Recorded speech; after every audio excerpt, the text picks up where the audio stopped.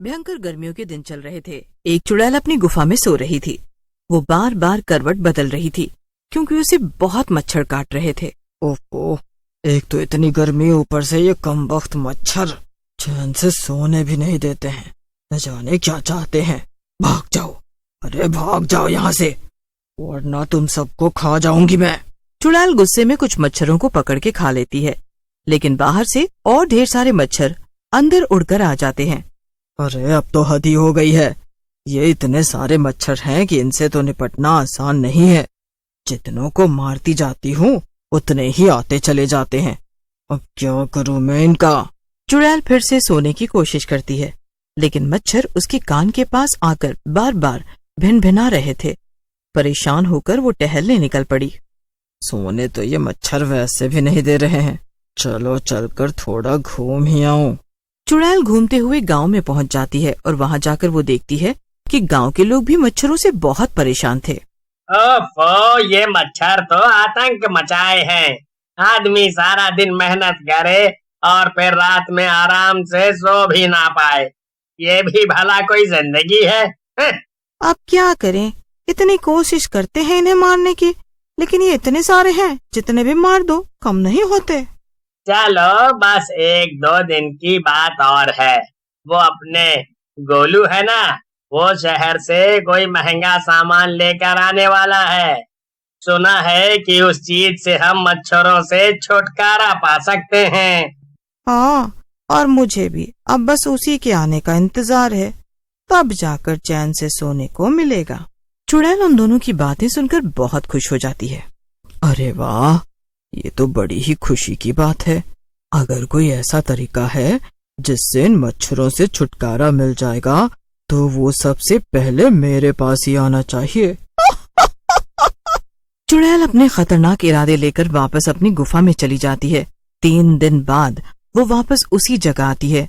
वो देखती है कि काफी सारे गांव वाले वहाँ इकट्ठा थे। लगता है कि मैं एकदम ठीक समय पर आ गई हूँ यहाँ। इन लोगों की भीड़ देखकर लगता है कि मच्छर भगाने वाला आदमी अपना सामान लेकर आ गया है। चुड़ैल बिल्कुल सही थी, क्योंकि गोलू नाम का एक लड़का शहर से मच्छर भगाने के लिए एक खास मशीन लेकर आया था। भाइयों और उनकी बहनों, आज मैं ये जो मशीन लेकर आया हूँ ना, ये दिखने में तो छोटी सी है, लेकिन इसके कारनामे बड़े बड़े हैं।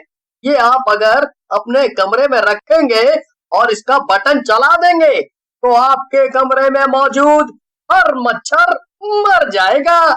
अरे पर गोलू भैया, ऐसा होगा कैसे? तो क्या इसमें जहर है भैया? हाँ, जहर ही समझो, लेकिन हमारे लिए नहीं, ये मच्छरों के लिए जहर का काम करता है। ये मशीन हमें कोई भी नुकसान नहीं पहुंचाएगी। वाह वाह, क्या बात है, तब तो ये बड़े काम की मशीन है भैया।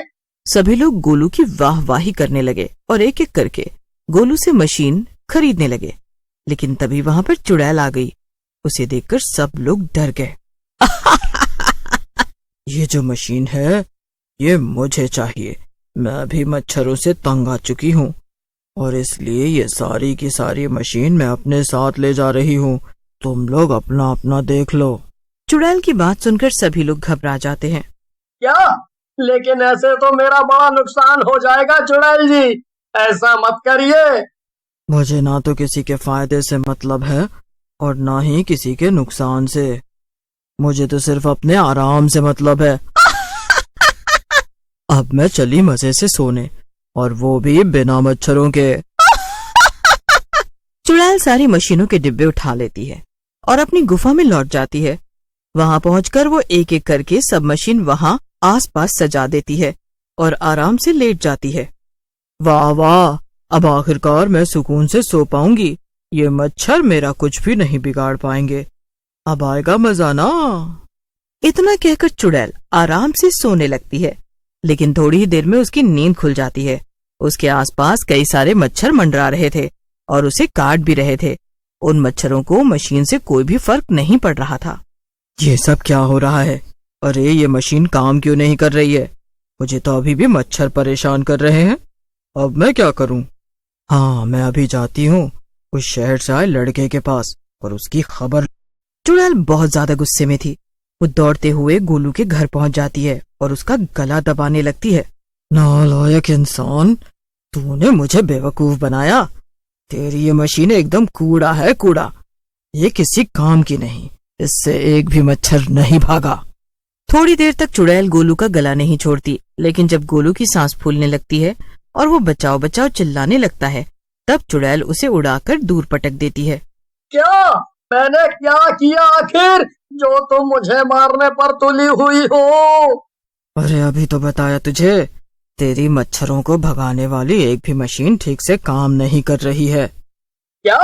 नहीं, ऐसा बिल्कुल भी नहीं हो सकता है। मैं ये नहीं मान सकता हूँ।